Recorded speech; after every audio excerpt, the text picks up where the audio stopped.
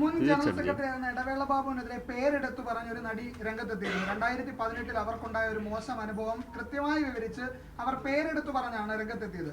അത് അമ്മയുടെ ശ്രദ്ധയിൽപ്പെട്ടിരുന്നു. കുറച്ചു മുമ്പ് പറഞ്ഞിരുന്നു ഈ ഹേമ കമ്മിറ്റിയിൽ ആരോപണം ഉന്നയിക്കപ്പെട്ടതാണ്, ആരുടെയും പേരെടുത്ത് പറയുന്നില്ല എന്ന് പറഞ്ഞിരുന്നു. ഹേമ കമ്മിറ്റി റിപ്പോർട്ടിന് പുറമെ ഈ പേരെടുത്ത് പറഞ്ഞ് രംഗത്തെത്തിയിരുന്നു, അമ്മയുടെ ശ്രദ്ധയിൽപ്പെട്ടിരുന്നു. അതുമായി ബന്ധപ്പെട്ട് അദ്ദേഹവുമായി എന്തെങ്കിലും ആശയവിനിമയം നടത്തിയിരുന്നോ?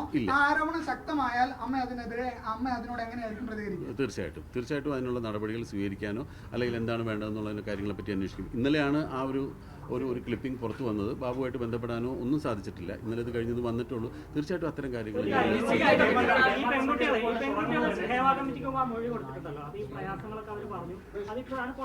അല്ല, ഞാനൊരു കാര്യം ഒന്ന് ചോദിച്ചോട്ടെ. അമ്മയിലെ അംഗങ്ങളായിട്ടുള്ള എക്സിക്യൂട്ടീവ് കമ്മിറ്റി അംഗങ്ങളായിട്ട് 2 പെൺകുട്ടികൾ എൻ്റെ കൂടെ ഇരിപ്പുണ്ട്. അവരോടും കൂടെ നിങ്ങൾ എന്തെങ്കിലും ഒന്ന് ചോദിക്കണ്ടേ? അവർ ഇത്രയും കാലം ഈ സംഘടനയിലും ഇൻഡസ്ട്രിയിലും ഉണ്ടായ ആളുകളാണ്.